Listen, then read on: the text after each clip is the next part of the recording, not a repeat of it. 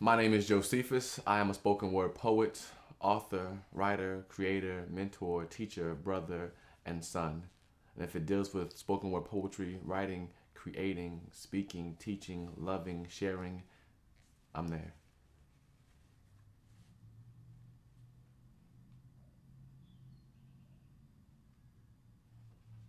It's like Poetry is poetry. Poetry is poetry. Poetry is poetry because poetry is life. And life is poetry. Poetry is poetry. Poetry is poetry. Poetry is poetry is life. Life, life. You see, this came before hip hop. You see, this plant street crops. You see, it can't stop, won't stop with octagons. This thing sings songs.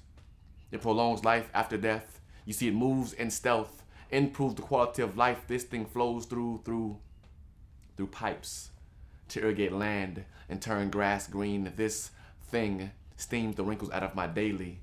You see, you've got to pay me for this is poetry. Writing's been a part of my life forever.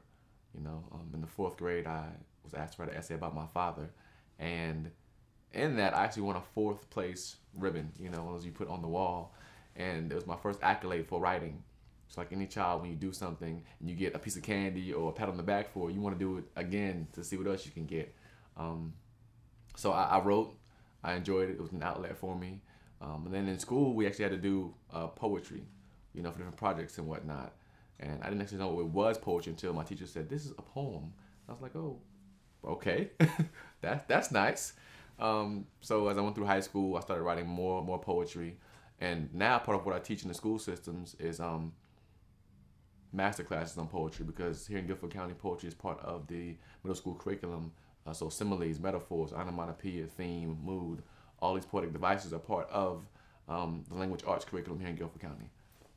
So being able to go in and actually show them how it relates to the music they listen to on the radio, the songs that they sing, the greeting cards they get on their birthdays, to the things they write in class, actually allows them to correlate, make a more direct connection to spoken word art. And I can do it, I can teach it, I can write it. So being able to have me that close to them, be able to show them how to do it, it just really connects all the way across the board. Poetry to me is defined as the language of imagination expressed in verse. So when we break that down, what is language? Language is a form of communication, period, hands down. Okay, what is imagination?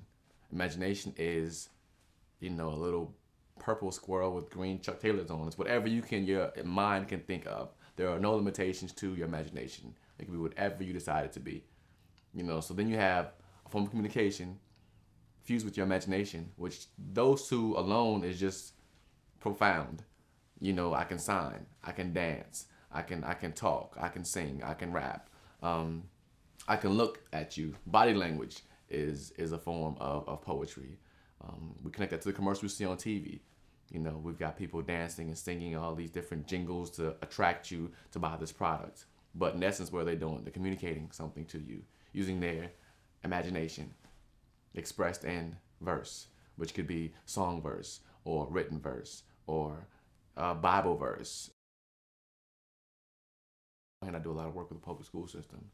So when we talk about language arts and creative writing, and poetry and how it relates to music, I tell them that there was a time when, and I mean, a lot of artists still do it, where the words are inside the CD cover, without all the music. So try reading them and see how much sense they make without the music, and you'll be able to see the true poetry, the true artistry of that form.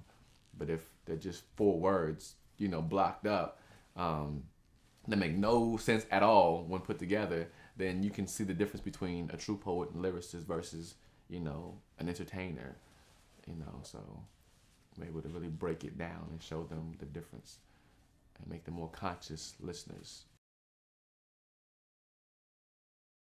There's nothing like the connective energy of a crowd all on one accord.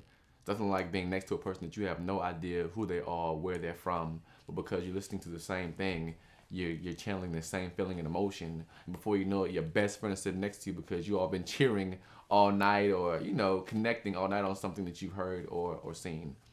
It's like a basketball game. You're cheering for the same Chicago Bulls Michael Jordan team, but you don't know the person next to you. But all of a sudden, you all are in the same camaraderie, cheering together and, nudging each other back and forth throughout the whole game. And a spoken word event is the same way. You don't leave without, connecting with someone sitting around you because you looked at them or to see if they got what you got out of it, or something, or you laughed when they laughed, and automatically you're like, wait a minute, there's some similarities here between us. So you walk in feeling disconnected, maybe down and depressed, but you leave feeling uplifted and inspired